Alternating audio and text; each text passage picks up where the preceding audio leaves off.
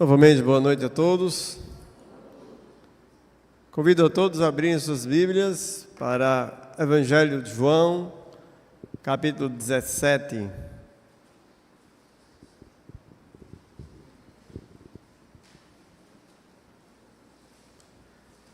Evangelho de João, capítulo 17, e nós iremos ler novamente do verso 1 até o verso 5.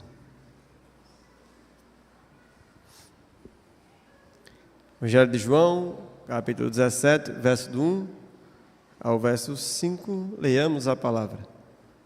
Tendo Jesus falado estas coisas, levantou os olhos ao céu e disse: Pai, é chegada a hora, glorifica o teu Filho, para que o Filho te glorifique a ti.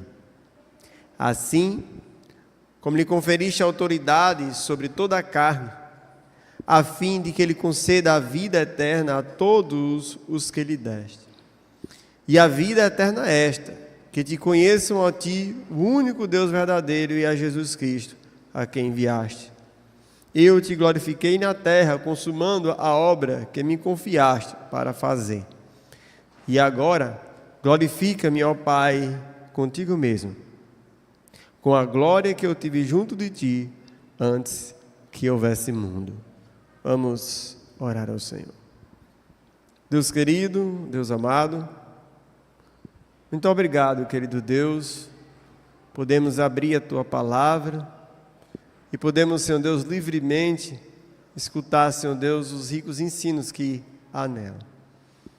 Pai querido, queremos reconhecer nossas limitações e pedimos que o Senhor nos ajude com o Teu Espírito, para que, Senhor Deus, movido pela direção e ciência do mesmo, possamos, amado Pai, aprender aquilo que o Senhor preparou para esta noite. Meu Deus, agradecemos, assim pedimos, em Cristo Jesus, nosso Senhor. Amém. Amados irmãos, continuando a nossa série do Evangelho de João, mas dessa vez estamos fazendo uma série dentro da série, né? Para falarmos sobre o capítulo 17 do Evangelho de João. Capítulo 17 do Evangelho de João, nós temos a oração sacerdotal. No último domingo, nós falamos sobre o primeiro versículo dessa oração. Nosso Senhor Jesus orando a Deus, levantando os olhos para o céu e declarando que era chegada a sua hora, né? E aí no último domingo nós estudamos, né, qual era o teor dessa hora e o grande ensinamento que Jesus estava falando, que não era simplesmente a hora dele morrer, né? Mas era a consumação do seu ministério terreno, que sim, a sua morte estava envolvida, mas também a sua ressurreição, a sua ascensão e a sua coroação, né? Então, o Evangelho de João trata durante todos os capítulos que ainda não era chegada a hora de Jesus passar por todas essas coisas, porque existia um ministério terreno a ser cumprido. Contudo, a hora de Jesus havia chegado, não só de morrer, ressuscitar, de ascender o céu e de ser coroado, mas também de finalizar todos os seus trabalhos, como servo perfeito, como filho obediente, tá? Ofereceu um sacrifício exclusivo e único, que reconciliaria toda a criação com Deus Pai, mas acima de tudo, a finalização dos seus trabalhos, dos seus labores, cumpria todas as profecias do Velho Testamento. Não só as profecias, mas todos os símbolos e tipos que já tinham sido anunciados. Então, Jesus olha para o céu e diz: Pai, chegou a hora. Eu concluí tudo o que o Senhor confiou nas minhas mãos. E a partir de então, Jesus começa a orar. De fato, ele já está orando, já está em posição de oração. Mas a oração sacerdotal, ela é dividida em 3 grandes blocos, né? Como nós já inclusive introduzimos no domingo passado, onde Jesus ora por si mesmo, versículos 1 a versículo 5, onde Jesus ali faz uma petição ao Senhor, mas dentro dessa petição há uma bagagem teológica muito profunda, é o que nós iremos estudar hoje. Do versículo 6 a versículo 19, Jesus pede pelos seus discípulos que estavam ali com ele, aqueles inclusive que ficariam dispersos momentaneamente. Mas a partir do versículo 20 ao versículo 26, o Senhor pede por nós, os seus discípulos futuros, aqueles que ainda iriam crer. E aí nós faremos 3 momentos aqui, tá certo? Hoje falaremos sobre Jesus orando por si mesmo, e vamos entender a bagagem teológica que existe, nesses 5 versículos, Jesus orando por si mesmo. Olhando aí para nosso texto base, capítulo 17, versículo 2, o texto diz assim: assim como lhe conferiste autoridade sobre toda a carne. O texto começa falando sobre um elemento chave, que é autoridade, e não só autoridade de uma maneira vaga, mas autoridade sobre toda a carne. Na tradição judaica, carne simbolizava fraqueza, mortalidade, as mortalidades humanas, e também as condições dos homens terrenos. Inclusive, um dos grandes embates históricos em relação à doutrina, principalmente em relação aos gregos, é que a realidade dessa cultura de compreender que a carne, ela se referia ao homem pecador ou ao homem falho. Os gnósticos defendiam que era impossível Deus se transformar em homem, como nós já aqui tanto estudamos. Mas é interessante que o livro de João nos ensina um pouco sobre o que é essa carne e o que simboliza a ideia de Jesus ter autoridade sobre toda a carne. Veja que o livro de João apresenta a carne de várias formas diferentes. Abramos aí nossas Bíblias para João 3:6.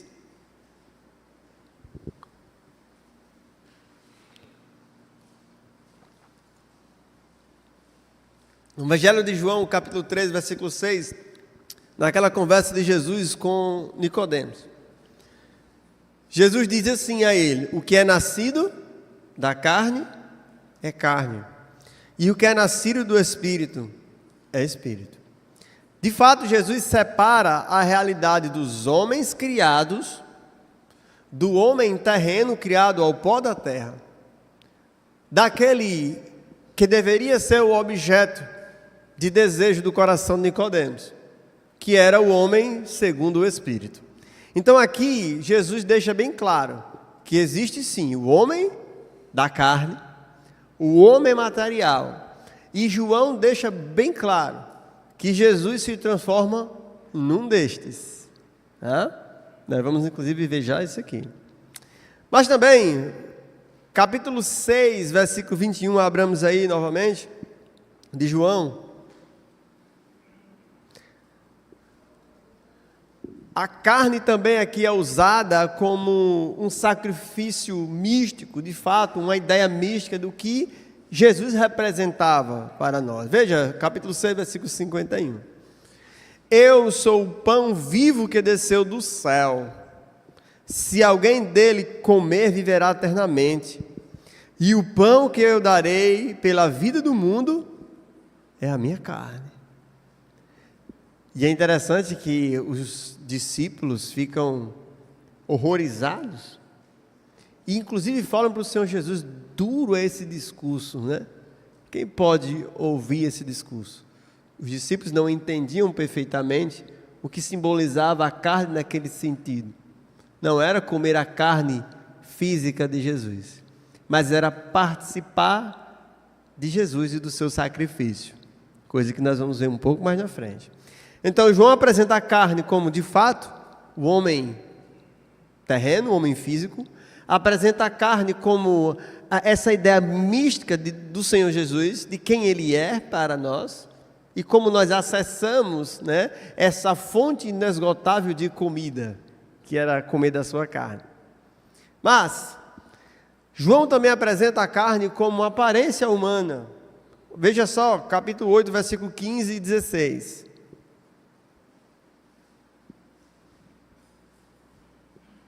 João, capítulo 8, versículo 15 e 16, diz assim: vós julgais segundo a carne, e eu a ninguém julgo. Ou seja, João deixa claro que a ideia aqui da carne não é a carne física, e sim o comportamento humano. A forma que o homem encara o seu julgamento exterior, julgar pela carne. Agora, João capítulo 1, versículo 13 e 14, faz talvez um dos grandes mistérios, né, que existe dentro da humanidade, que é João 1, 13 e 14, os quais não nasceram do sangue, nem da vontade da carne, nem da vontade do homem, mas de Deus.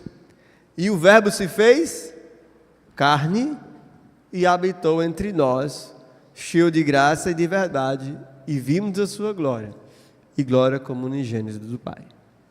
Então João aqui, no primeiro capítulo do livro, mesmo diante dele apresentar a carne como aquilo que era necessário ser redimido, né, ele apresenta aqui o Filho de Deus, aquele que criou todas as coisas, o Verbo encarnado em semelhança de carne humana.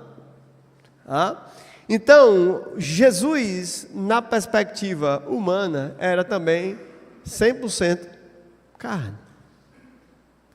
E o que é interessante, meus irmãos, quando nós falamos sobre isso, C.S. Lewis fala sobre bom contágio, né?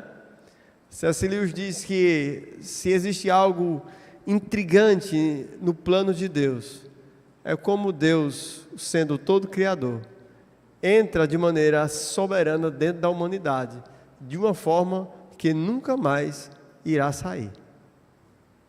Já pararam para pensar nisso?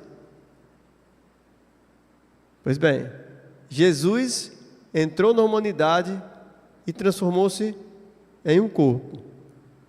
E nunca mais isso deixará de ser assim.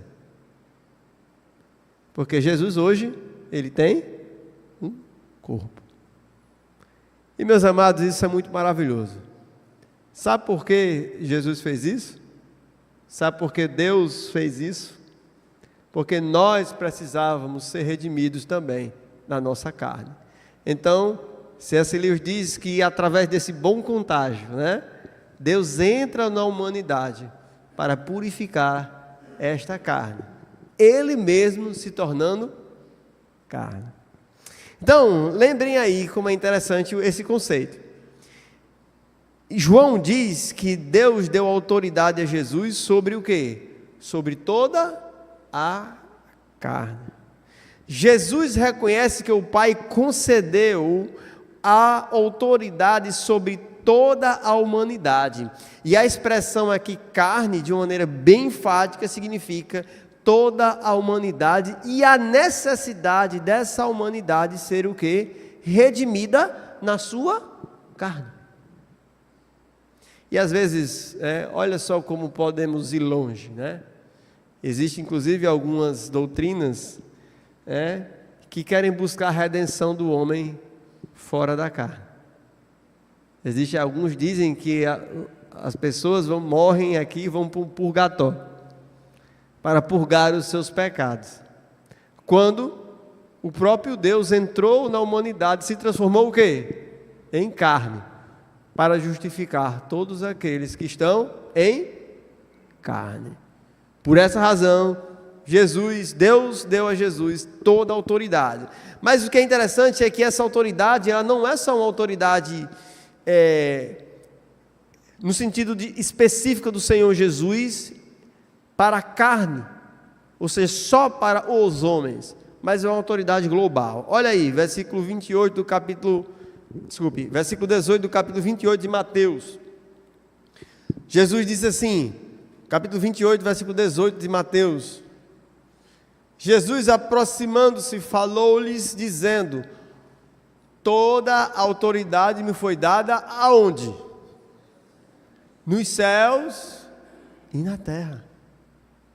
Lá em Efésios 1, 20 a 22, quando Paulo está orando ali pelos irmãos, ele diz: o qual exerceu ele Cristo, ressuscitando dentre os mortos, fazendo-o assentar à direita nos lugares celestiais, acima de todo principado e potestade, poder e domínio, e de todo nome que se possa referir, não só nesse presente século, mas também no século vindouro, e pôs todas as coisas debaixo dos seus pés, para ser o cabeça sobre todas as coisas, o deu à igreja. Então, a autoridade de Jesus é sobre a carne, mas é sobre todos os aspectos da criação, não só os aspectos físicos, mas também os aspectos espirituais. Mas, meus amados, a autoridade de Jesus não abrange somente a perspectiva universal, mas também o poder específico de salvar, que é aqui onde nós vamos afunilar. Olha só, João 10, 18. João 10, 18 diz assim: ninguém tira de mim, pelo contrário, eu espontaneamente a dou. Lembra em que discurso é esse? O discurso do bom pastor. Esse é o discurso do bom pastor. E aí Jesus diz: tenho o quê? Autoridade para entregar e também para reaver. Esse mandado recebi de meu Pai. Então nós começamos aqui a ver esse primeiro versículo, segundo versículo do capítulo 17, onde Jesus disse que recebeu do Senhor autoridade sobre toda a carne. E aí nós começamos a compreender que não somente Jesus tem autoridade sobre toda a criação, mas tem autoridade para salvar a criação perdida. Meus amados irmãos, é muito confortante saber que Jesus tem toda a autoridade para salvar. Abra aí sua Bíblia para João 6, 37 a 40.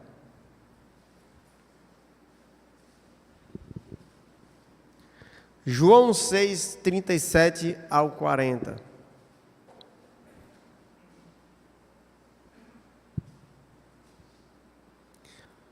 Todo aquele que o Pai me dá, esse virá a mim, e o que vem a mim, de modo nenhum o lançarei fora.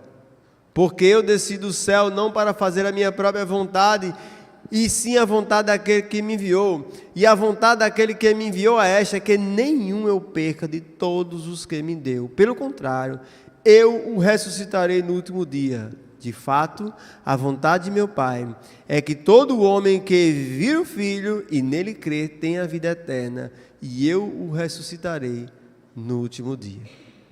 Então Deus dá autoridade ao Senhor Jesus para salvar os homens perdidos. E por que isso é confortante para mim e para você? Sabe por quê, meus amados irmãos? Porque aquele que criou todas as coisas, Ele que assegura, porque a autoridade sobre toda a criação está nas mãos dele. Já parou para pensar que a autoridade sobre a criação significa dizer que está acima da sua vontade? Se Ele tem autoridade sobre toda a carne, se Ele tem autoridade sobre toda a criação, a autoridade de Jesus está acima da sua vontade. E é por isso que Jesus exemplifica que Ele é um bom pastor. O que é que um pastor faz? O que é que as ovelhas gostam de fazer? As ovelhas, elas são dispersas. Elas gostam de ir para longe. Sabe por quê? Os pastores têm um cajado, que ele tem uma argolinha assim. Já viram? Sabe para o que é isso aí? Para puxar as ovelhas de volta. Porque a autoridade é dele. É confortante saber que Ele tem autoridade sobre nossas vidas. E é confortante saber, meus irmãos, que nós não temos autoridade sobre a nossa própria vida. se nós tivéssemos autoridade sobre nossa própria vida, desgraçado nós seríamos. Jesus tem autoridade, e essa autoridade, ela nos protege.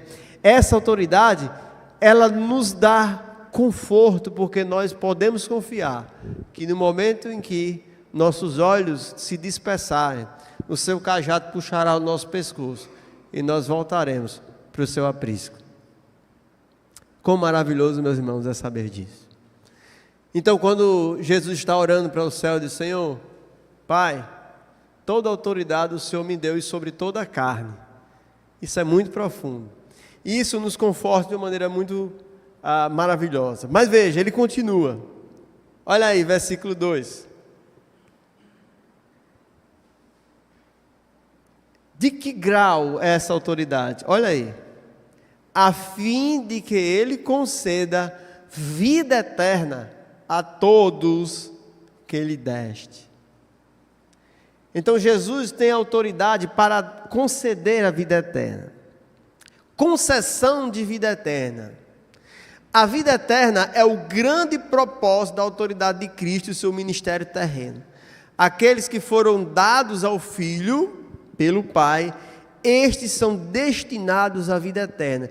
E guardem esse nome: são destinados à vida eterna. E nós vamos entender o que significa ser destinado à vida eterna. Quem aqui tem a vida eterna? Eu tenho.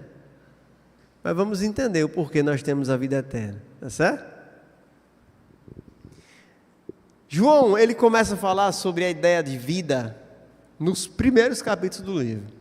Abra aí a sua Bíblia para João 1,4 e nós vamos passar por alguns versículos aqui. João 1,4 diz assim: e a vida estava nele, e a vida era a luz dos homens. A vida estava em quem? Em Jesus. Lembra que no princípio era o Verbo estava com Deus e o Verbo era Deus.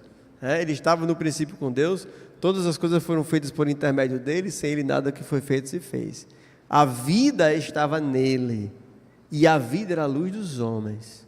João apresenta Jesus, o Verbo, como a vida.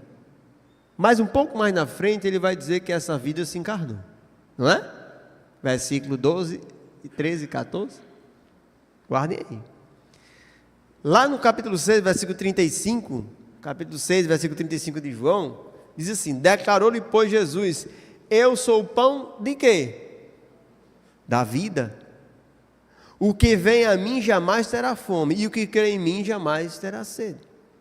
Então João no início diz que Jesus era a vida e era a luz dos homens. Depois diz que Jesus é o pão da vida.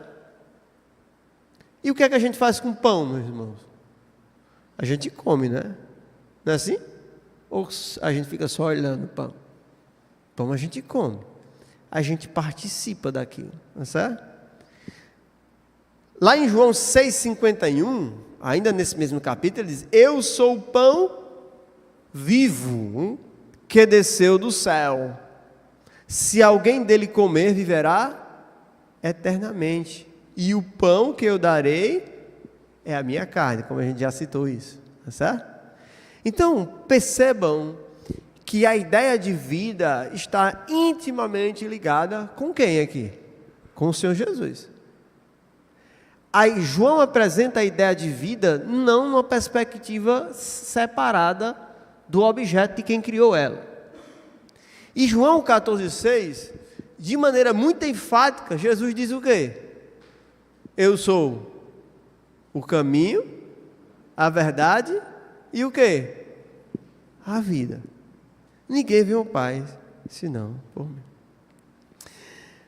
Jesus não apresenta como alguém que concede a vida eterna, somente como isso, mas a própria encarnação dele é a vida para os homens. Em João 14,6 ele afirma: eu sou o caminho, a verdade e a vida. Aqui Jesus não está dizendo apenas que ele oferece a vida eterna, mas que ele é a própria. Este conceito é muito mais profundo do que a ideia de concessão de algo. A ideia de Jesus, ele ser a vida, é muito mais profundo do que dizer que Jesus lhe concede a vida eterna. Guardem essa informação. Mas aí, Jesus continua no versículo 3. Olha aí, versículo 3 de João, do capítulo 17. Aí o Senhor Jesus, ele explica o que seria isso. E a vida eterna é esta, que o quê? Te conheçam a ti, o único Deus vivo, e a Jesus Cristo, a quem enviaste. Olha só a explicação que Jesus dá. Jesus diz que a vida eterna é o quê? É conhecer a Deus e conhecer a Ele. A vida eterna não é apenas uma existência interminável. Quando nós falamos sobre vida eterna, normalmente o que é que a gente pensa? Viver para sempre. Ou não é que a gente pensa assim? Mas isso não é a vida eterna. Sabem por quê? A existência para sempre não é a vida eterna? Porque no inferno também há existência para sempre. Não é isso que a Bíblia ensina? A Bíblia ensina que no inferno há existência para sempre. E nem por isso aquelas pessoas têm o quê? A vida eterna.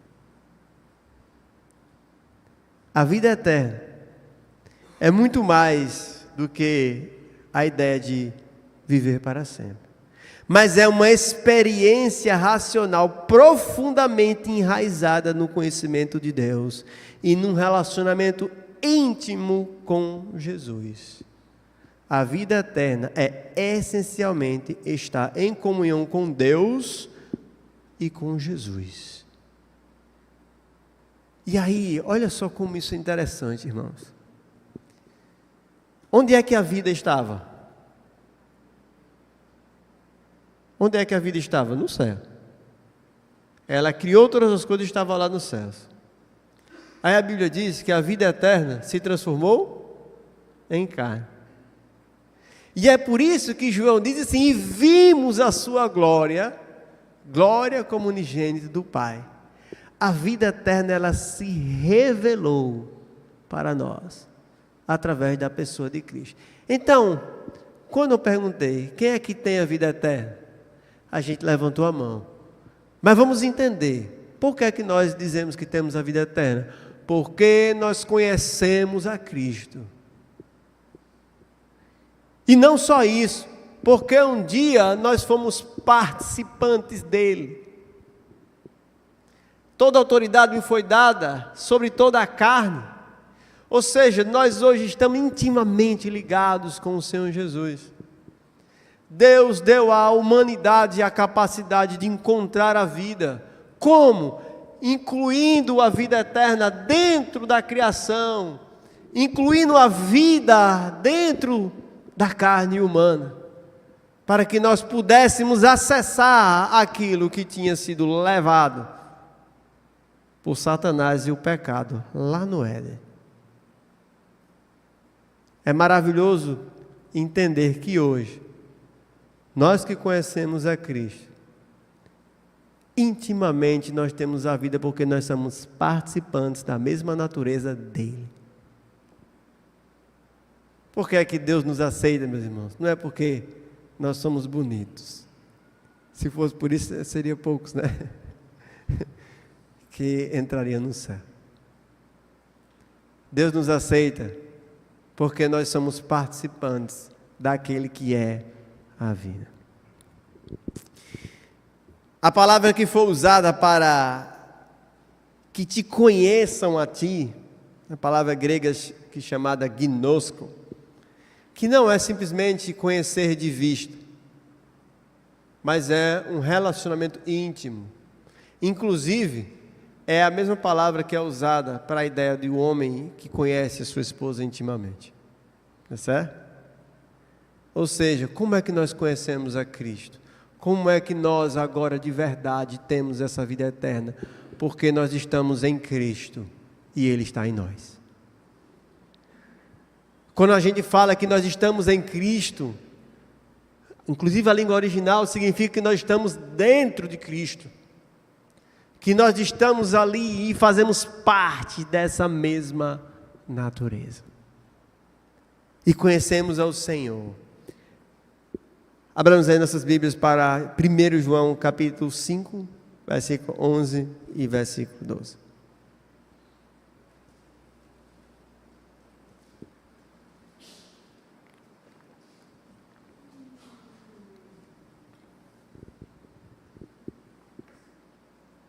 Veja como é que João aqui apresenta. E o testemunho é esse, que Deus nos deu a vida eterna. E esta vida está onde? No seu Filho. Aquele que tem o Filho tem a vida. Aquele que não tem o Filho de Deus não tem a vida eterna. Simples assim. Você quer ter a vida eterna? Você de verdade quer ter completude de vida e compreender o verdadeiro sentido da vida? Você precisa ter a vida. E só há um jeito de fazer isso: crendo em Cristo. É a forma de você se tornar participante dessa vida que entrou na humanidade. A forma de encontrar essa vida é crendo no Senhor Jesus. É dessa forma que nós agora alcançaremos a completude verdadeira.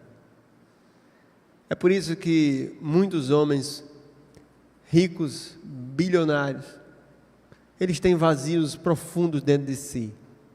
Por que eles têm vazios profundos dentro de si?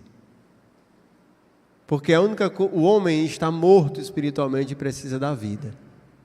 É a vida que vai completar ele. É a vida que vai dar a sustentação que ele precisa, a paz que ele precisa. E sem Cristo, esse homem nunca, ele pode ganhar o mundo inteiro, mas ele nunca encontrará plenitude. Inclusive a Bíblia apresenta Jesus como o pleroma, né? Como a plenitude, aquele que enche todas as coisas. Por que é que Jesus enche todas as coisas? Olha como é que a Bíblia apresenta o Senhor Jesus. Como aquele que enche todas as coisas. Está faltando alguma coisa na sua vida, meu amado? Se está faltando alguma coisa na sua vida, isso só vai ser preenchido com o Senhor Jesus. Não vai ser emprego que vai preencher, não vai ser dinheiro, não vai ser uma casa, não vai ser um carro, não vai ser posses, não vai ser um grande amor, não vai ser seus filhos. Nada vai preencher. Só tem uma coisa que preenche, que é aquilo que enche todas as coisas, que é o Senhor Jesus. É Ele que enche tudo. E é por isso, meus amados irmãos, que temos que entender. A ideia de viver para sempre, sem uma qualidade especial de vida, não captura profundamente o conceito bíblico de vida eterna. Viver eternamente sem a presença de Deus não seria vida no sentido pleno. E nós vimos por isso que lá no inferno é existência. Mas poderia ser uma existência o quê? Vazia e sofrida. O conceito bíblico de vida eterna, em contraste, é caracterizado por paz, alegria, comunhão e, acima de tudo, uma união plena com o Senhor Jesus e com Deus. Por isso, meus amados irmãos, quando pensarmos em vida eterna, não pense na ideia de viver para sempre. Pense na ideia de conhecer mais a Cristo. Pense nessa ideia de conhecer mais ao Senhor Jesus. Por fim, Jesus vai fazer a petição por si mesmo. Jesus está falando sobre a sua obra, falando sobre a autoridade que foi dada, falando sobre a autoridade sobre toda a carne, falando sobre a vida eterna, que a vida eterna era conhecer a Ele e era conhecer o Pai. E agora Jesus faz uma petição. versículo 4 e versículo 5. Eu te glorifiquei na terra, consumando a obra que me confiastes a fazer. E agora, glorifica-me, ó Pai, contigo mesmo, com a glória que eu tive junto de ti, antes que houvesse mundo. Esse clamor do Senhor Jesus é maravilhoso, né? Jesus conhecia a eternidade passada. Ou seja, ele conhecia exatamente o que estava prestes a ser concretizado para ele voltar para a comunhão perfeita com o Pai. Só que o que eu acho maravilhoso é que ele diz assim: eu te glorifiquei na terra. Como Jesus glorificou o Pai na terra? Consumando a obra que me confiastes. Lembra? Morte, ressurreição, ascensão e coroação. Essa foi a obra que Jesus fez aqui. E Jesus já tinha plena convicção de que ele concretizaria essa obra. Porque o que movia as ações de Jesus era a vontade absoluta de fazer a vontade do Pai. Então Jesus já sabia que ele concretizaria essa obra. Agora ele diz: eu te glorifiquei na terra. Eu fiz as pessoas conhecerem quem o Senhor é. É isso que significa: eu te glorifiquei na terra. Lembra que glória, dar glórias a Deus, significa dar e emitir uma opinião correta sobre Deus. É isso que significa dar glórias a Deus. Jesus estava dizendo: eu fiz todos que estavam aqui, que viram as minhas obras, testemunharem e saberem quem o Senhor é. Nós, como filhos de Deus, também temos essa missão? Sim. Nós, como filhos de Deus, temos essa missão de glorificar a Deus, que a nossa vida emita uma opinião de quem Deus é. Que as pessoas olhem para você e digam assim: este aí exala o bom perfume de Cristo. Esse aí exala a justiça do Senhor Jesus, a integridade, a mansidão, a humildade, o amor. É assim que nós glorificamos a Deus. E Jesus glorificou a Deus, além de exercer esse papel, mas cumprindo uma obra que somente ele podia fazer. Só que aí ele diz: agora glorifica, ó Pai, glorifica-me, ó Pai, consigo mesmo. E aí Jesus olha para o que ele está prestes a fazer, olha para a cruz, e ali diz: Pai, glorifica-me ali, para que também todos emitam opinião sobre Jesus, de maneira adequada. E toda a vida, meus irmãos, que olhamos para a cruz, nós podemos emitir opinião de verdade sobre quem é o nosso Senhor. A cruz é um grande testemunho de o que nós devemos ser. Se nós devemos ser conforme a imagem do Senhor Jesus, como a Bíblia fala em Romanos capítulo 8, a cruz nos mostra o ponto final da ética perfeita do Filho de Deus. E é lá que nós devemos nos espelhar, para que nós também possamos glorificar a Deus. Nós sabemos o restante da história. O restante da história, Jesus cumpre cabalmente esse papel. E como diz lá em Filipenses capítulo 2, ele recebe autoridade sobre todas as coisas, sobre todos os principados e todas as potestades. Mas, meus irmãos, eu acabei de dizer há pouco tempo que nós estamos dentro de Cristo, não é? Não falei há pouco tempo? Não falei há pouco tempo que quando nós aceitamos a Cristo, nós fazemos participantes dessa natureza perfeita, não é isso? Eu falei que ter a vida eterna é estar com Cristo, conhecê-lo intimamente. A Bíblia promete que aqueles que acreditam em Cristo e creem em Cristo também reinarão com Ele. E aquela glória que Jesus visualizou com o Pai é a mesma que nós, que conhecemos a Cristo, um dia também participaremos. E é por isso que quando Paulo está escrevendo para a igreja de Romanos, ele diz: as aflições desse tempo presente não podem se comparar com o quê? Com a glória do porvir. Então, deveria estar no nosso coração: Pai, glorifica-me também aqui. Ou seja, consumando a obra que eu tenho que fazer aqui, na nossa vida, na nossa carne, assim como Jesus glorificou o Pai aqui. Para que, meus irmãos, no futuro, nós possamos aí sim, reinar definitivamente com Ele. E graças a Deus, que esse reino do futuro depende dEle, né? Porque a vitória é dEle, não é nossa, a vitória é dEle. Nós participamos desta vitória. Então Jesus finaliza a sua primeiro bloco da oração, orando por si. E no próximo domingo, nós veremos Jesus agora orando pelos seus discípulos e com o que nós teremos que aprender. Lições de hoje, aplicações para hoje. Primeiro, sabemos que a autoridade do Senhor Jesus, ela nos conforta, pois sabemos que Ele tem autoridade sobre nossas vidas e Ele não deixará que ninguém que o Pai deu saia da sua mão.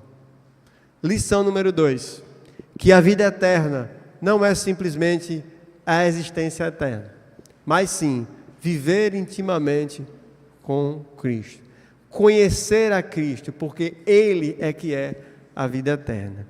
E lição número 3, nós devemos glorificar a Deus aqui nessa terra, emitindo uma opinião correta sobre Deus, para que no futuro nós gozemos dessa glória que já está preparada para todos aqueles que creram. Amém? Deus aplique essa palavra em nossas vidas. Deus querido, Deus amado, muito obrigado, Senhor Deus, por esse tempo que aqui tivemos.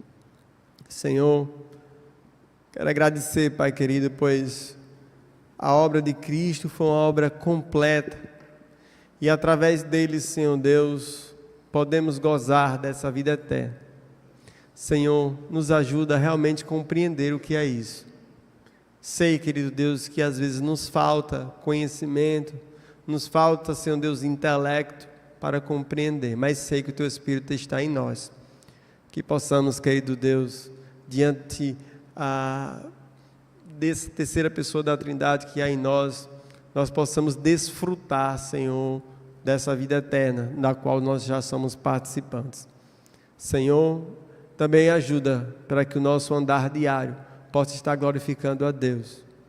Que o nosso andar diário, Senhor Deus, seja um testemunho vivo de quem o Senhor é e também um testemunho vivo de quem nosso Senhor Jesus Cristo foi, como homem. Nos ajuda, Senhor Deus, a demonstrar através de nossa vida essa glória. Que, Senhor Deus, o mundo possa olhar para nós e testemunhar que de fato somos aqueles que foram regenerados, somos de fato aqueles que têm a vida eterna. Nos ajuda, Senhor Deus, ajuda a Tua igreja nesse intento. Também, se alguém, Senhor Deus, por acaso que está aqui ou nos ouve nas redes sociais, que ainda não tem a vida eterna, ou seja, ainda não conhece a Jesus, ainda, Senhor Deus, não se tornou participante dessa graça maravilhosa que há nele, nessa redenção, Senhor Deus, que há no seu sangue e na sua carne. Senhor, abre os olhos do seu coração, esclarece, Senhor Deus, a sua mente, para que eles possam, Senhor Deus, enxergar no Senhor Jesus o único caminho, a verdade e a vida. Pai querido, obrigado por esta noite, nos leve para os nossos lares em paz, em Cristo Jesus nosso Senhor. Amém.